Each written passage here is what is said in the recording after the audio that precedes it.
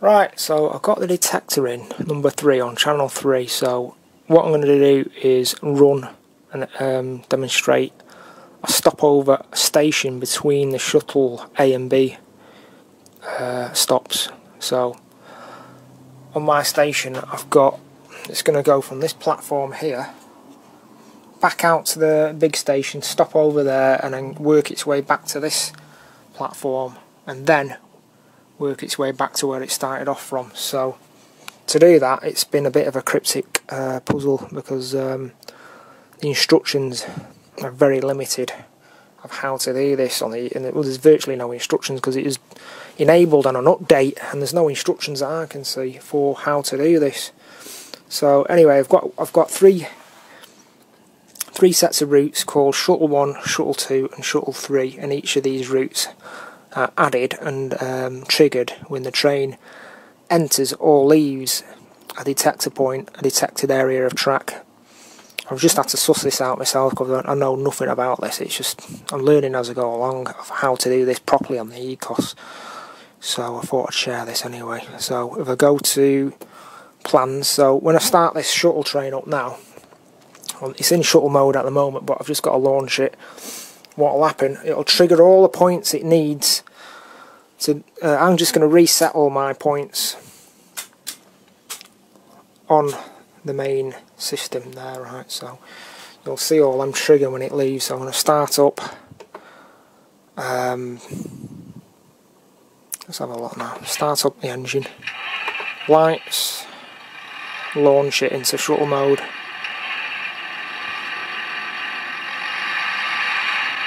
There we go, off it goes. So you'll see a load of points as soon as it exits. You can see all the points changing. It's just left that area. All the points have changed to where it needs to go to next. So it's going to do a route, it's going to do a circuit. Let's speed it up a little bit more actually. That's it. It's working its way around the outside track, the outside main line. Sorry, this is a bit boring this because it's going to take a while for it to go around.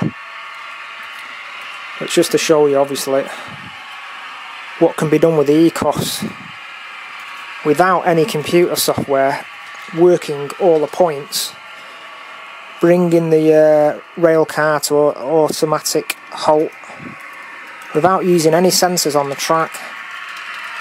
So there it is, it's planned its route through that junction, and it's been hard to try and do this because I've got a lot of points to try and synchronise the points exactly. So anyway, I'll go underneath the table and come out the other side, and that train will work its way to this station. Hope it stops. Should do anyway. So yeah, it's all the points have been changed for the next route. That stopped there. It's only a brief stop this, I've only programmed it briefly.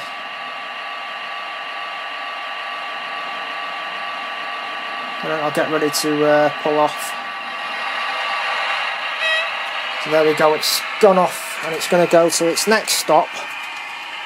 Work its way around the inside inner main line. This is just using 3 detector ports, all this. It's going to go through the tunnel. I'll go underneath the table again. Out through that tunnel, work its way across through this junction, through the cutting, back onto the main station again. It's just entered that detector area and all the points have then changed to do another circuit round the main lines. It's coming back out again. I've only done a short stop. So now it'll come back out and go back to where it started off from in the first place. There we go. Off it goes right around the main lines.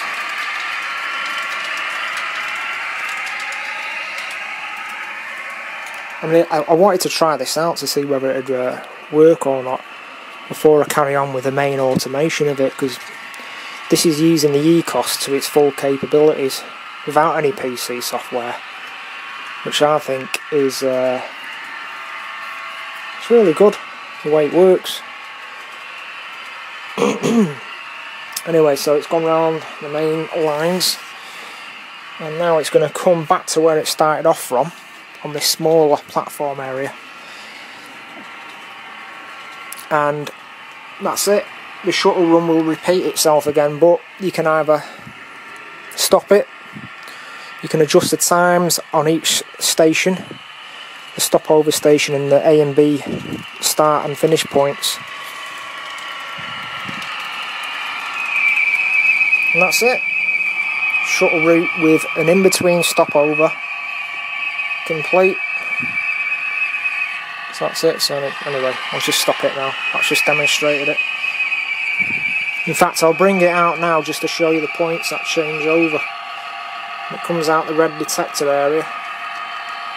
It should trigger. It triggers all the points. I'm pretty chuffed about that, so it's been a bit of a pain to set up, but anyway, it's done now.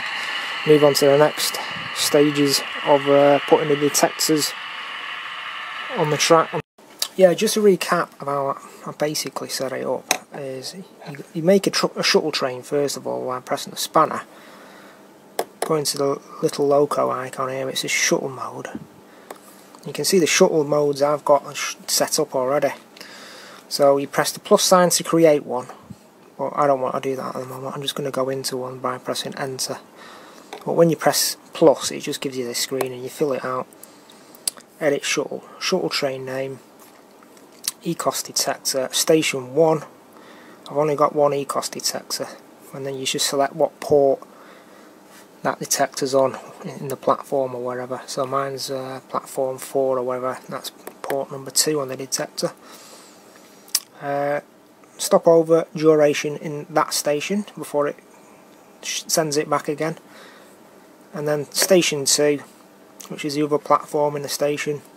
Again, you select the detector track of that particular platform, and then for the stopover you press that, and then ECOS detector, I've only got one, and then port 3, stopover time. I don't know what these ticks are. I think these, if you untick them, I don't think it stops in the station, I think it goes straight through. I think that's what that means. If it's going in one direction, it'll stop. If it's going in another direction, it'll stop if you've got these unticked. I'm not 100% sure though, as there's no information on how to do this properly. And then when you've done your train, you set up your shuttle train of where you want it to go, you press the tick bar. Then you press the tick bar again and go into points and track, create a route. To create a route, I'll just show you. Press the spanner button, press this little box here, plus sign next to the sort of crisscross bar, that's adding routes. Create a route, pick a box. Now you're ready to add points to the new one that you just inserted. So you go through all your points and tick the boxes of the points you want to fire, but get them into the position first of all. Then tick the box, and you do that to the complete set of points you want it to fire in what particular route you want to make up. And you press the tick bar when you've done. That's it, there's a route created.